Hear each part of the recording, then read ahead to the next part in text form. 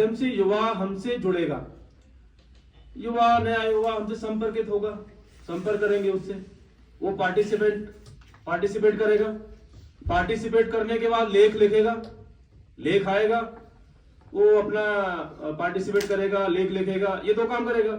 अब ये 2 काम हुआ तो ये आपका प्रांत लेवल पर आप कार्यक्रम करेंगे उसका, वहां उसको कुछ पुरस्कार देंगे, ऐसा करेंगे। लेकिन अखिल भारतीय संगोष्ठी जो हमारे या युवा संकल्प शिविर जो भी नाम देंगे उसको, जो अखिल भारतीय संगोष्ठी जो होगी वहां पर वो युवा आएगा ऐसा बिल्कुल नहीं है।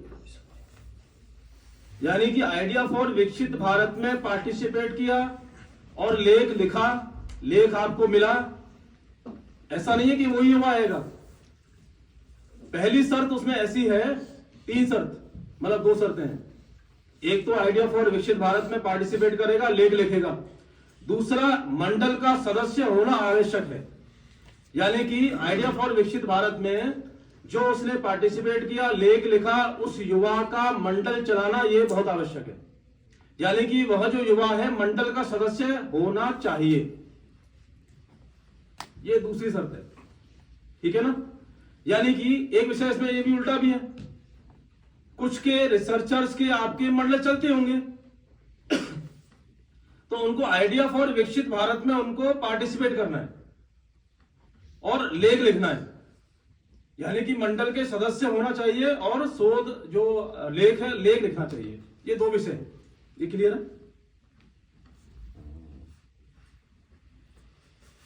एक विषय ऐसा है कि कितने मंडल चलने चाहिए, तो ये तो मंडल जो चलने वाला जो विषय है वो तो प्रांत की सामर्थ्य, प्रांत के शक्ति पर डिपेंड करेगा। भाई कुछ प्रांत ऐसे हैं जैसे दिल्ली है, अब दिल्ली कहेगा कि हमारे 250 मंडल चलेंगे युवाओं के, तो हम तो रोक तो सकते नहीं ना। अब 250 मंडल चलेंगे तो 250 मंडल के जो सदस्य हैं वो आइडिया फॉर विकसित भारत में पार्टिसिपेट करना चाहिए, लेख लिखना चाहिए और मंडल का सदस्य होना चाहिए। फिर उन 250 मंडलों में से प्रांत चयनित करेगा कौन सा युवा वहां जाएगा। अपनी ओर से एक निवेदन ऐसा है कि 25 युवा रिसर्चर, पीएचडी स्कॉलर सभी प्रांतों को भेजना है यानी कि 25 की सूची तो आपकी 50 की बनेगी, तब 25 आएंगे, इसलिए मंडल की संख्या भी बहुत होनी चाहिए। एक विषय ये है। कुछ प्रांत कहेंगे कि हमारे 25 नहीं, हमारे तो 100 आएंगे, ये भी पॉसिबिलिटी है। तो वो डिपेंड करेगा, एक बार उसको चर्चा कर लेंगे, वो देख लेंगे। ठीक है। एक इस कार्यक्रम की सूचना भी है। इस अखिल भारतीय संगोष्ठी का जो उद्घाटन करेंगे वो अपने मातृ संगठन के, सभी जानते ही हैं, सबने सुना ही है उनको, संघ के परम पूजनीय सरसंघचालक डॉक्टर मोहन राव भागवत जी, वो इस कार्यक्रम का उद्घाटन करेंगे, इस संगोष्ठी का उद्घाटन करेंगे। और केवल उद्घाटन मात्र ही नहीं करेंगे, वो लगभग आधा दिन, लगभग नहीं पूरा आधा दिन हमारे साथ वहां रहने वाले हैं। इस पूरे कार्यक्रम में यानी कि 25 संख्या मैंने बोला है, 45 प्रांत हैं, तो 1000 संख्या रहेगी। 1000 से अधिक पीएचडी स्कॉलर वहां रहेंगे। हमारा जो मेन जो टारगेट है वो पीएचडी स्कॉलर है। मंडल हमारा यूजी का भी चलेगा, पीजी का भी चलेगा, ओपन का भी चलेगा, पीएचडी स्कॉलर उनका भी चलेगा, इंडस्ट्री में उनका भी चलेगा, आरएलडी वो सारा सब कुछ चलेगा। लेकिन हमारा फोकस है पीएचडी स्कॉलर। ठीक है ना, सभी संस्थानों के लिए। एक विषय और है सूचना, जो हमारे लेख आएंगे प्रांतों में उनका मूल्यांकन और शोध पत्र, यानी कि जो लेख है शोध आधारित लेख, अभी इसको हमने रिसर्च पेपर नहीं बोला है क्योंकि रिसर्च पेपर बोलते हैं तो उसका थोड़ा अलग हो जाता है, इसलिए हमने बोला है शोध आधारित लेख, ये बोला है। तो उसके प्रशिक्षण के लिए वो सारा विषय आ गया, मूल्यांकन का वो सारा विषय आ गया। जो पेपर आएंगे ना, जो लेख आएंगे, उन लेख का करेंगे क्या, ऐसा नहीं है प्रांत को लेके बैठ जाना है। देखो, एक जो आपका प्रशिक्षण जो करोगे आप, यानी कि जो कंपटीशन ही चलेगा, तो अनुसंधान प्रकोष्ठ को आपको साथ में लेना ही है। ये युवायाम के प्रमुख और सह प्रमुख की जिम्मेदारी है। ठीक है। दूसरा, प्रकाशन प्रमुख, प्रकाशन सह जो प्रमुख है, उनको आपको साथ में लेना है। उन जो लेख आए उन लेखों का प्रकाशन भी करना है प्रांत स्तर पर। ठीक है, प्रकाशन कैसे करना है? प्रकाशन भी ऐसे करना है कि 45 प्रांत होंगे, 45 प्रांतों के युवा वहां रहेंगे, 45 प्रांतों के युवायाम के प्रमुख सह वहां रहेंगे, अखिल भारतीय संगोष्ठी में परम पूजनीय सरसंचालक जी वहां रहेंगे उद्घाटन सत्र में, और उद्घाटन सत्र में 45 पुस्तकों का लोकार्पण वहां होगा। ठीक है, ये विषय एक प्रशिक्षण वाला जो विषय है ना, और जो मूल्यांकन का विषय है वो छोटा विषय नहीं है। मतलब जो पुस्तक, जैसे मान लिया पंजाब प्रांत की पुस्तक वहां एक विमोचन होने के लिए, उसमें 25 से 30 लेख हैं, शोध आधारित लेख नहीं है। लेख एक बार आपको मूल्यांकन करना पड़ेगा, किस प्रकार का विषय है, सामग्री, सारा सब कुछ है उसमें, क्योंकि परम पूजनीय सरसंचालक जी के माध्यम से उन पुस्तकों का लोकार्पण होगा। ये कुछ सूचनाएं थी।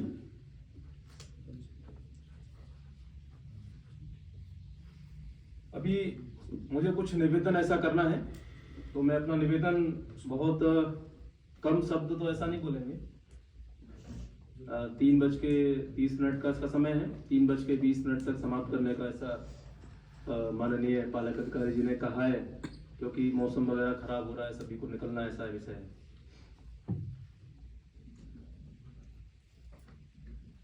हम सभी जानते हैं कि भारतीय शिक्षा मंडल एक शैक्षिक संगठन है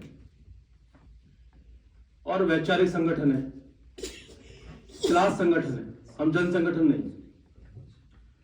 इसलिए विश्व हिंदू परिषद की तरह या अन्य किसी संगठन की तरह हमको संख्या जुटाकर आंदोलन करना है या संख्या जुटानी है, तो ऐसा तो हम करते नहीं है। हम तो शांत रहकर काम करने वाले लोग हैं, और वैचारिक संगठन है और शैक्षिक संगठन है। इसलिए युवायाम जो है वो गतिविधि है भारतीय शिक्षा मंडल की, और बहुत पुराने कुछ वर्षों से सुनते आए कि Yuvayam is the next generation of Bharatiya Shiksha मंडल, यानी कि युवायाम भारतीय शिक्षा मंडल को कार्यकर्ता देने वाला ऐसा एक गतिविधि है, जहां से कुछ विस्तारक निकलेंगे, कुछ संगठन मंत्री निकलते हैं, निकलेंगे, कोई प्रांत के अध्यक्ष निकलते हैं, निकलेंगे, प्रांत मंत्री निकलते हैं, निकलेंगे, राष्ट्रीय अध्यक्ष भी कोई युवायाम से बन सकता है। यानी कि इसको क्या बोलेंगे, ये युवायाम जो है भारतीय शिक्षा मंडल का जड़ ऐसा है।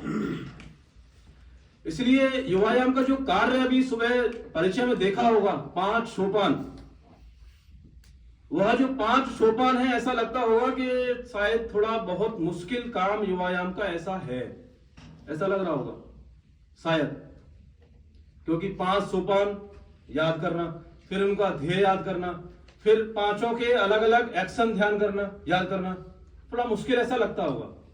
लेकिन वास्तव में अगर देखें तो मुश्किल तो नहीं है, बहुत आसान सा काम है। और युवाओं के लिए ये कार्य बहुत, उसको बोलेंगे बहुत छोटा और बहुत आसान ऐसा कार्य है, क्योंकि ये जो सारे कार्य हैं वो युवाओं के लिए आवश्यक और युवाओं को एक अच्छा भारत, एक अच्छा उज्जवल भविष्य देने वाले ये 5 सोपान हैं।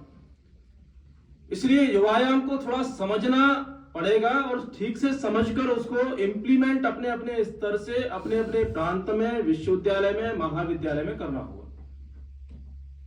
ये जो 5 सोपान हैं, उसमें आपने ध्यान में आया होगा कि मैंने कहा था कि बहुत सारे युवा संगठन भी काम करते हैं युवाओं के बीच में, और अलग अलग संगठन भी काम करते हैं। एक अपना ही एक संगठन है, अपना ही विचार परिवार है, अखिल भारतीय विद्यार्थी परिषद, वो भी युवाओं के बीच में काम करता है, वह जन संगठन है। मैंने पहले ही कहा था हम शैक्षिक और वैचारिक संगठन है, इसलिए वैचारिक योद्धा खंड को खड़े करने हैं। इसलिए जो हमारा जो काम है, हम किसी भी कार्य का दोहराव नहीं कर रहे, देयर इज नो रिपीटेशन, किसी भी कार्य का दोहराव हम नहीं कर रहे। हमारा जो उद्देश्य है वो बिल्कुल अलग है, युवा को मूल्यवान और मतलब बोलिए आप लोग, युवा को उद्देश्य जो बोला था ना आपने, किसी को याद है? विद्वान, युवा को मूल्यवान, विद्वान, बोलिए ना, संवेदनशील, साहसी, सृजनात्मक, संवेदनशील और सृजनात्मक सृजनात्मक और विचार- राष्ट्रभक्त बनाना, राष्ट्र विचार से ओतप्रोत करना, है ना, यानी कि राष्ट्रवाद से ओतप्रोत करना, ये युवायाम का उद्देश्य है। विद्यार्थी परिषद ज्ञानशील एकता को लेकर काम करता है, उसका विद्यार्थियों के साथ आंदोलन करना, धरने देना, ये सारा काम है। लेकिन अपना ये काम नहीं है, अपना बिल्कुल स्पष्ट काम है। और हमारा जो काम है वो बिल्कुल स्पष्ट और शैक्षिक कार्य है और वैचारिक कार्य है, ऐसे युवाओं को खड़ा करना। इसलिए युवायाम का जो कार्य है वो कैसे खड़ा करना है, ये थोड़ा चिंतन खुद ही करना पड़ेगा, स्वयं करना पड़ेगा। ये कोई अखिल भारतीय संगठन मंत्री जी आएंगे वही बताएंगे हर बार, तो ऐसा संभव नहीं है। अखिल भारतीय युवायाम प्रमुख आएगा, वो आके बताएगा, ऐसा करना हर बार संभव नहीं है। अपने अखिल भारतीय अध्यक्ष जी आएंगे तभी युवायाम को समझाएंगे, युवायाम का काम करेंगे, तो ये संभव नहीं है हर समय। युवायाम का प्रमुख, सह प्रमुख, उसको स्वयं चिंतन करना पड़ेगा। हमको संगठन को खड़ा कैसे करना है, संगठन को कैसे करना है, हमको करना क्या है, वास्तव में करना क्या है और कैसे करना है, ये युवायाम के प्रमुख सह प्रमुख को ही तय करना पड़ेगा। बार बार कोई आएगा समझाएगा, ऐसा संभव नहीं है। और इसलिए करना है, लेकिन सहयोग लेना है। अपनी जो प्रांत कार्यकारिणी है उससे सहयोग लेना है। वहां संगठन मंत्री हैं, वहां विस्तारक हैं, उनको साथ में लेना है, साथ में लेके काम करना है। वहां प्रांत के अध्यक्ष हैं, मंत्री हैं, उनके सहयोग से काम करना है। वहां के प्रांत की कार्यकारिणी है, उनके मार्गदर्शन में काम करना है, उनको साथ लेते हुए काम करना है। ये थोड़ा देखने की आवश्यकता है। इसलिए जो हमारा जो दायित्व है युवायाम के प्रमुख होने के नाते, हमारा जो दायित्व है वो जवाबदेही आपकी ही है। आपके प्रांत में, मेरे प्रांत में युवायाम का कार्य कैसा है, मंडल कितने चलते हैं, टोली के सदस्य हैं कि नहीं है, सभी जिलों में टोली के प्रमुख हैं कि नहीं है, युवायाम के प्रमुख सह प्रमुख हैं कि नहीं है, वहां टोली बनी है कि नहीं बनी है, चिंता कौन करेगा? प्रांत के अध्यक्ष मंत्री चिंता नहीं करने वाले हैं, प्रांत के संगठन मंत्री चिंता नहीं करने वाले हैं। चिंता करेंगे, लेकिन चिंता युवायाम के प्रमुख और सह प्रमुख को चिंता करनी है, आप लोगों को चिंता करनी है। प्रांत के संगठन मंत्री कहेंगे तभी कुछ टोली बनाएंगे, तभी मूल्यांकन बनाएंगे, तभी ये प्रशिक्षण की टोली बनाएंगे, ये कैसे कब तक चलेगा? क्योंकि देखने को मिलता है कि बहुत सारे, मेरा तो देश भर में प्रवास रहने के कारण देखने को मिलता है, युवायाम के प्रमुख और जो सह प्रमुख, ऐसा ध्यान में आता है कि जो हमारे प्रांत के अध्यक्ष मंत्री जो बोलेंगे, या प्रांत के मंत्री ही केवल सारा निर्देश देंगे तभी युवायाम का काम करेंगे, ऐसा बंद करना पड़ेगा। युवायाम के प्रमुख और सह प्रमुख कोई वहां लीड करना है। प्रत्येक प्रांत में युवायाम का जो गतिविधि है वो युवायाम के प्रमुख और सह प्रमुख को ही लेके चलना है। बाकी मैंने बताया सबका सहयोग लेना है, सबका मार्गदर्शन लेना है, लेकिन करना आपको ही है। ये थोड़ा इसको चिंतन करना पड़ेगा, ये प्रारंभ करना पड़ेगा, नहीं करेंगे तो बहुत परेशानी होगी। और कष्ट क्या है, फिर अखिल भारतीय स्तर पर भी कष्ट बहुत होता है, परेशानियां बहुत आती हैं। ये सारा जो बैठक है, ये बैठक केवल बैठक मात्र नहीं है, ये कोई बौद्धिक देने के लिए कोई एक बैठक रखी, ऐसा भी बिल्कुल नहीं है। ये हम सबको चिंतन करने की आवश्यकता है कि अपने अपने प्रांत में युवायाम के कार्य को हम खड़ा कैसे करें। युवायाम का जो वास्तविक कार्य है, जो 5 सोपान है, उन 5 सोपान की गतिविधियां, कार्यक्रम, इवेंट्स, एक्शन वो करने हैं कि नहीं करने हैं, कब कब करने हैं, युवाओं को जोड़ना कैसे है, युवाओं के मंडल चलाने कैसे हैं। केवल मंडल चला दिया उससे काम नहीं चलने वाला है कि मंडल चलते हैं, मेरे प्रभाव के कारण मंडल चलता है, मैं प्रोफेसर हूं इसलिए मैंने कुछ विद्यार्थियों पकड़ लिया, मंडल चला दिया। ऐसे करने से क्या होगा, आउटकम क्या है उसका? इसलिए मंडल में आने वाले जो कार्यकर्ता हैं, जो सदस्य हैं, कार्यकर्ता नहीं बोलेंगे, जो सदस्य हैं, जो युवा हैं, जो विद्यार्थी हैं, उनको जिम्मेदारी देनी पड़ेगी। जैसे बोलते हैं वन मंडल वन पब्लिकेशन, वन मंडल वन रिसर्च, वन मंडल वन करिकुलम, वन मंडल 100 मेंबरशिप।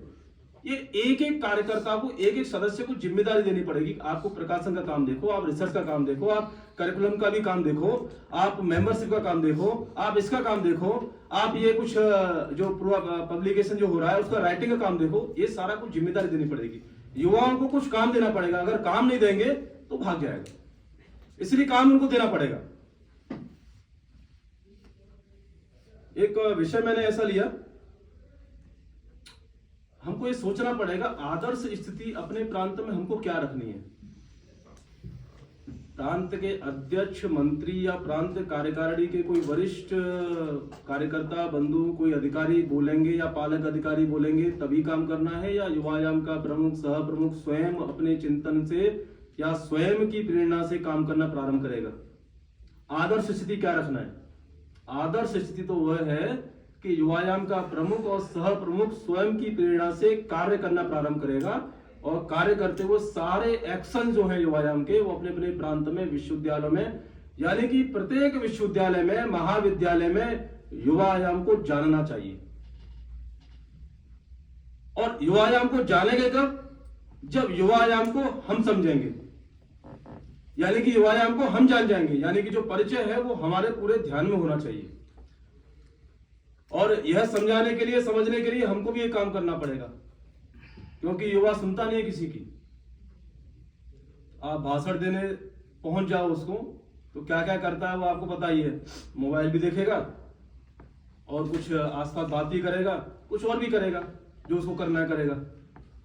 इसलिए हम सभी को जो युवायाम के प्रमुख और सह प्रमुख है, एक काम भी करना चाहिए, हमको यूथ आइकॉन ऐसा बनना पड़ेगा। यूथ आइकॉन कैसे? मैं उसकी बात नहीं कर रहा कि एक्टर हुआ या कोई एक्ट्रेस वगैरह ये हुए, ऐसा आइकॉन नहीं कह रहा मैं। हमको कुछ त्याग करके कुछ, यानी कि जो वास्तव में यूथ आइकॉन होता कौन है? जो त्याग करता है वो यूथ आइकॉन है, लेने वाला नहीं, जो देने वाला है, जो देने की क्षमता रखता है, वो ऐसा यूथ आइकॉन है। इसलिए हमको त्याग से, यानी कि समय हमको देना पड़ेगा, त्याग हमको करना पड़ेगा। जो लेने वाला है ना, वो यूथ आइकन नहीं बन सकता। पद्मश्री किसको मिलता है? त्यागी को मिलता है, देने वाले को मिलता है, लेने वाले को नहीं मिलता। लेने वाले बहुत हैं। एक विषय और ध्यान में आता है, मेरा दायित्व है तो मुझे ये मिलना चाहिए, ये हमको त्यागना पड़ेगा। मुझे कुछ मिल जाएगा इस दायित्व के कारण, ये भाव जो है, ये भाव बिल्कुल त्यागना पड़ेगा, इसको दूर करना पड़ेगा। वो मिलने वाला है, वो आपके परिश्रम, कठोरता, जो आपने परिश्रम किया है वो मिलना है, वो मिल जाएगा, वो आपका भाग्य होगा, मिलेगा। लेकिन ये भाव नहीं लेना चाहिए। और यह जो भाव है वो जिले स्तर तक आपको, युवायाम के प्रमुख, सह प्रमुख तक, टोली सदस्य तक आपको पहुंचाना, ये आपकी जिम्मेदारी है। एक विषय आता है कि संवादहीनता, एक विषय आया था। ये कहते हैं ना, वादे वादे जयते तत्व बोध। तत्व का बोध कब होता है? संवाद से ही तत्व का बोध होता है। ये बहुत आवश्यक है। ये इसका अगर पूरा वर्णन करेंगे तो बहुत समय लग जाएगा, लेकिन ये एक बहुत ध्यान रखने वाला आवश्यक ऐसा लगता है। एक सुभाषित आप सभी ने पढ़ा होगा और आप सबके ध्यान में होगा, स्वमेव मृगेन्द्रित्रा। बहुत सारे स्थानों पर आपने देखने को मिला होगा।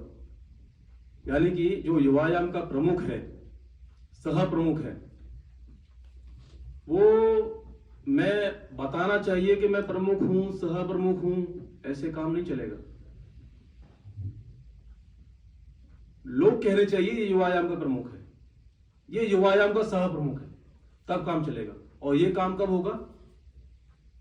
वो उस व्यक्ति के साहस से और उसके कार्य से होगा।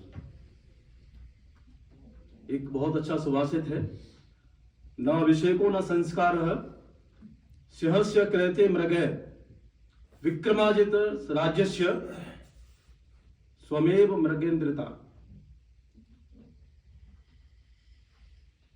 जंगल में राजा को बताना नहीं पड़ता, अपने राज्याभिषेक करने के लिए समारोह नहीं करना पड़ता, वो स्वयं राजा बन जाता है। और स्वयं नहीं बनता है तो वो राजा नहीं होता है। मैं राजा बनने के लिए नहीं बोल रहा, लेकिन अपना साहस और अपना कार्य, इसको ध्यान में रखने की आवश्यकता है। विषय बहुत सारे हो सकते हैं, लेकिन कुछ विषय हैं जो मैं आपके सामने रख देता हूं बिंदुवार, वो हमको अपने अपने प्रांत में करना, ये मुझे ऐसा लगता है कि बहुत आवश्यक है युवायाम की दृष्टि से। पहले एक ऑनलाइन बैठक हुई, उसमें भी विषय रखा था, और ये हमको ये विषय ध्यान में रखने चाहिए। और ये विषय जो मैं बोल रहा हूँ, इन विषयों को क्रियान्वयन करते हुए अपनी टोली के साथ भी चर्चा करना चाहिए, जिले तक जाना चाहिए। पहला है संपर्क। जो सारा विषय में चिंतन बहुत आवश्यक है। पहला है संपर्क। हमको तय करना चाहिए कि हम युवायाम के प्रमुख या सह होने के नाते, या मेरा पास युवायाम का दायित्व है, तो उस दायित्व के नाते मैं सप्ताह में कितने नवीन युवाओं से संपर्क करता हूं, मैं कितने नवीन युवाओं से मिलता हूं, मैं कितने नवीन युवाओं को युवायाम के बारे में बताता हूं, उनसे युवायाम का परिचय करता हूं। संख्या ऐसा है कि 100 संख्या होगी तभी मैं भाषण दूंगा, ऐसा नहीं है। अगर 15 युवा है, 10 युवा है, तो उनको भी मैं बता सकता हूं, परिचय कर सकता हूं। इसलिए सप्ताह में कम से कम बोल रहा हूं, करने को कर सकते हैं 5 नवीन युवाओं को संपर्क करना। ये पहला काम करने का, ये सप्ताह में करने का कार्य। दूसरा है सदस्यता। आप सभी को पता है कि एक वार्षिक सदस्यता है शिक्षा मंडल की, 500 रुपए स्थायी वार्षिक सदस्यता का शुल्क है उसका। लेकिन युवाओं का, विद्यार्थियों का एक सदस्यता का है शुल्क, वो है 200 रुपए। जो हमारे से युवा संपर्क में आ रहे हैं उनको सदस्य बनाना, बन सकते हैं तो प्रेम से, और नहीं बन सकते हैं तो उनको तीसरा है मंडल में लेकर आना, मंडल प्रारंभ करना। यानी कि नवीन युवाओं के मंडल प्रारंभ करना, और जो सदस्य है उनके भी करना, और जो मंडल में आ रहे हैं, जो मंडल के सदस्य हैं, उनकी सदस्यता भी करना बाद में। चौथा है जो युवायाम के प्रमुख और सह प्रमुख को करना चाहिए, चाहे वो बंधु हो चाहे वो बहन हो, प्रवास। ये बहुत आवश्यक है। प्रवास नहीं करेंगे तो काम खड़ा नहीं होगा। बातें करने से प्रवास नहीं होता, बातें करने से संगठन नहीं होता, बातें करने से मंडल प्रारंभ नहीं होते, बातें करने से जिले के प्रमुख बन जाएगा, ऐसा नहीं होता है। बातें करने से प्रांत की टोली बन जाएगी, ऐसा नहीं होता है। वो सारा प्रवास करना पड़ेगा।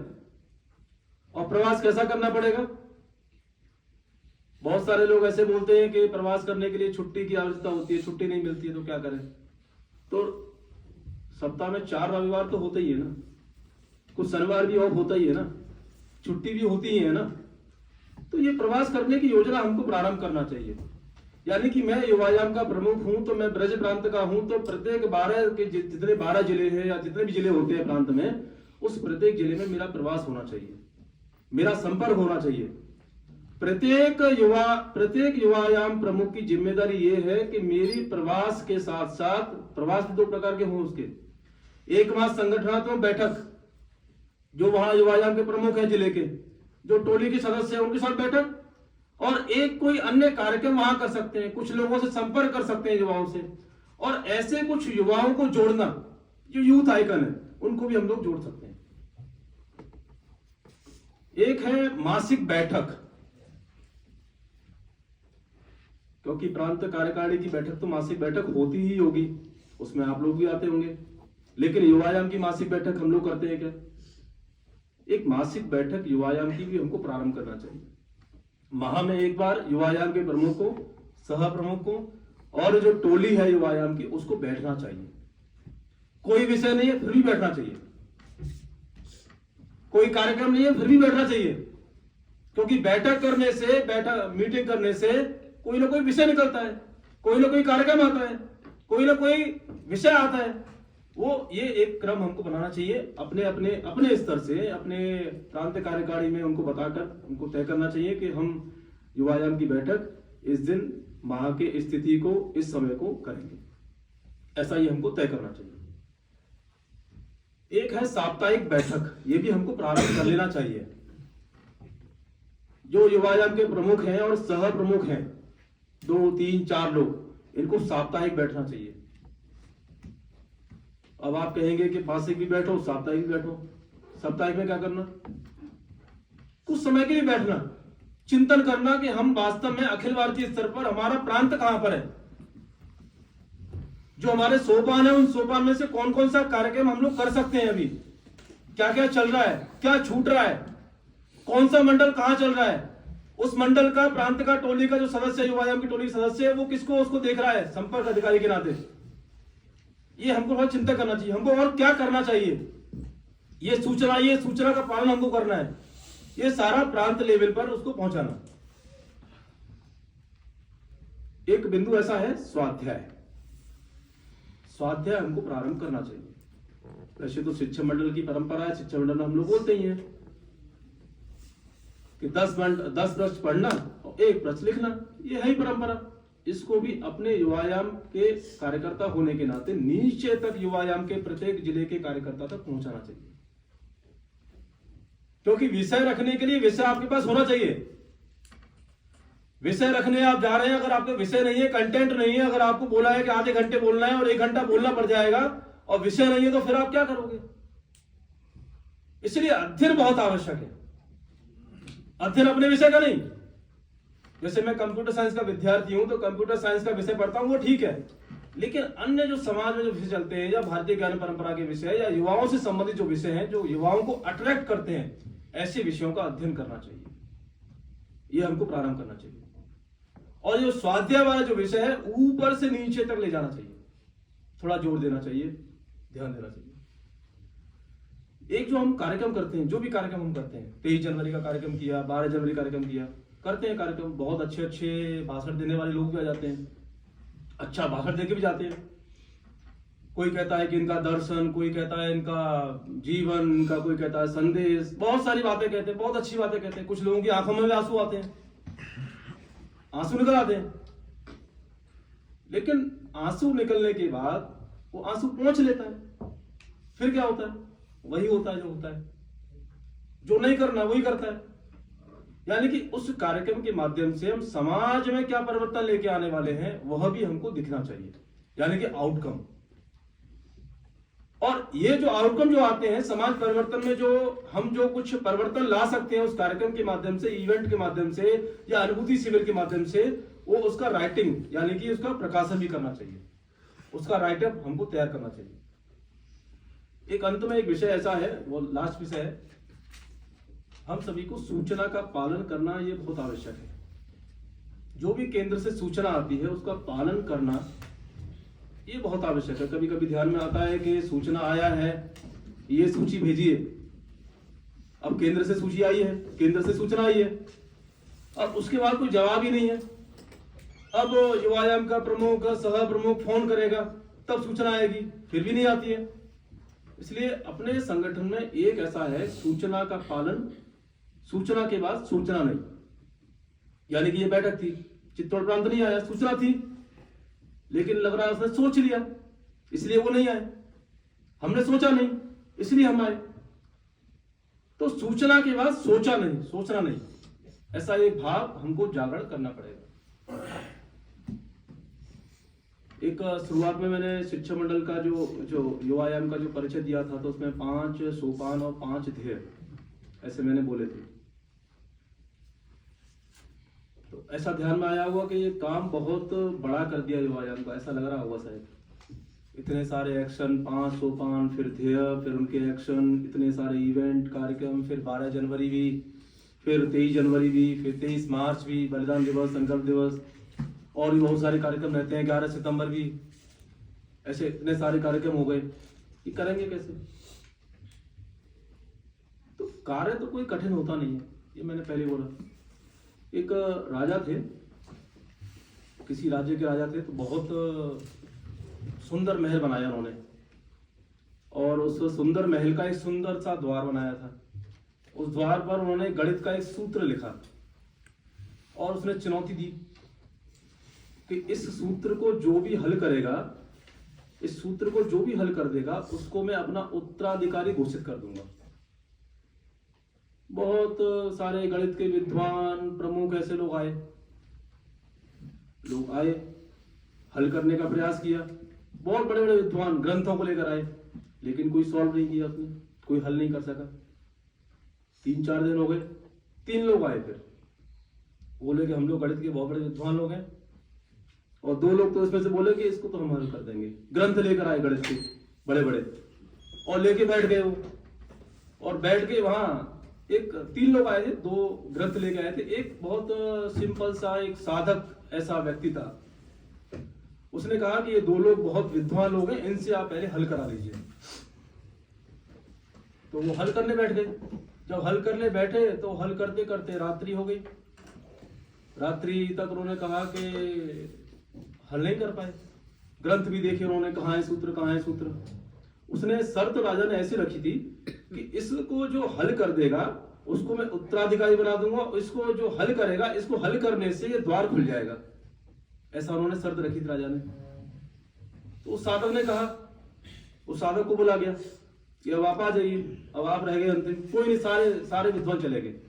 वो आया, वो जो साधक था वो शांति से बैठा, आंखें बंद की उसने, थोड़ा कुछ 1-2 मिनट सोचा। सोचने के बाद उठा, और उठने के बाद उसने उस दरवाजे को, जो राजा ने कहा था कि इसको जो हल करेगा वो ये खुल जा, सिमसिम की तरह ये द्वार खुल जाएगा और उसको उत्तराधिकारी बना दूंगा। वो आया, वो साधक खड़ा हुआ, खड़ा होकर उसको दरवाजे के पास गया, दरवाजे को ढकेला दिया उसने और द्वार खुल गया। कभी कभी ऐसा लगता है। तो उससे राजा ने पूछा कि ये आपने कैसे इसको हल कर दिया, मतलब द्वार आपने कैसे खोल दिया। तो उसने कहा, पहले मैंने अपनी आंखें बंद की, मैंने सोचा, मेरे अंतर्मन से एक आवाज आई कि पहले देख तो ले ये कोई सूत्र है कि नहीं है, इसका कुछ हल है कि नहीं है, एक बार जाके देख तो ले इसको। यानी कि कभी कभी हमारे ध्यान में आता है कि काम लगता है बहुत कठिन है, बहुत सारी समस्याएं, विचारों में हम उसको सोच लेते हैं, समझ लेते हैं, लेकिन वास्तव में वो होता नहीं है। इसलिए योगायाम का कार्य भी बहुत आसान कार्य है। इसको थोड़ा सा प्रेम से और स्नेह से करने की आवश्यकता है, क्योंकि युवा जो है वो प्रेम और स्नेह उससे ही जुड़ता है। ये जो 5 सोपान हैं, इन सोपानों को लेकर हम अपने अपने प्रांतों में थोड़ा योगायाम के कार्य को थोड़ा गति देने का कार्य हम लोग करें, और निश्चित रूप से अपने अपने प्रांत में हम योगायाम के कार्य को जिस प्रकार हम चाहते हैं अखिल भारतीय स्तर पर, उस प्रकार से हम खड़ा करें। और जिस प्रकार के वैचारिक योद्धा खड़े करने की बात हम लोग कर रहे हैं, जो ये टुकड़े टुकड़े गैंग या बहुत सारे लोग ऐसे भारत माता के टुकड़े होंगे ऐसे बोलने वाले लोग, उनको जवाब देने के लिए ऐसे वैचारिक योद्धाओं की आवश्यकता है। क्योंकि आज जो लोग कहते थे, पहले जब क्रांतिकारी बोलते थे, कि जब आह्वान करते थे नेताजी सुभाष चंद्र बोस और भगत सिंह जी, चंद्रशेखर आजाद जी, जब लोग करते थे तब लोग वो कहते थे, देश के लिए, राष्ट्र के लिए जान देने वालों की आवश्यकता है। अब जान देने वालों की आवश्यकता नहीं है, अब राष्ट्र के लिए जीने वालों की आवश्यकता है। जो राष्ट्र को, मेरा राष्ट्र है, मैं राष्ट्र के लिए हूं, जो गुरुजी बोलते थे, राष्ट्राय स्वा इदम राष्ट्राय इदम नमम, यह भाव लेकर काम करने की आवश्यकता है। और अंत में केवल मैं ये निवेदन करता हूं, एक भगवान श्री कृष्ण ने गीता में एक लास्ट में जाके अर्जुन से कहा था, विमृशेते दशेषेण यथेच्छसि तथा कुरु। ये सारा विषय सत्र 1 से लेके 2, 3, 4 सत्र जो हुए, इसमें जो जो विषय हमारे ध्यान में आया है उसको अपने अपने प्रांत में प्रभावी रूप से हम ठीक करेंगे। और बाकी तो फिर आप सभी को करना है, यथेच्छसि तथा कुरु, जो आपको अच्छा लगता है वही करना है। तो इसको अपने अपने प्रांत में हम योगायाम के कार्य को जिस प्रकार से खड़ा करना है उस प्रकार से खड़ा हम लोग करेंगे। तो निश्चित रूप से अखिल भारतीय स्तर पर जब हम 6 और 7 अप्रैल को वहां मिलेंगे, उससे पहले अधिक से अधिक मंडल अपने प्रांतों का व्रत हम वहां पर देंगे, क्योंकि 6-7 अप्रैल को प्रांत सा व्रत भी होगा। तो उस व्रत में अपने मंडलों की संख्या आज से लेकर हम बढ़ाकर वहां बताएंगे, बढ़ाकर व्रत में नहीं, वास्तविक रूप से चलने वाले मंडलों की संख्या वो वहां बताएंगे। और जब अखिल भारतीय संगोष्ठी में हम लोग मिलेंगे तो निश्चित रूप से आपके प्रांत के वह युवा पीएचडी स्कॉलर जिन्होंने लेख लिखे हैं, पार्टिसिपेट वहां किया है, मंडल के सदस्य हैं, वो लोग ही पार्टिसिपेट करने वाले होंगे। तो निश्चित रूप से जिस प्रकार का युवायाम का कार्य प्रांत में खड़ा होगा, तो next generation of Bharatiya Shiksha मंडल जब हम लोग बोलते हैं, यह सपना युवायाम पूरा करेगा। नमस्कार।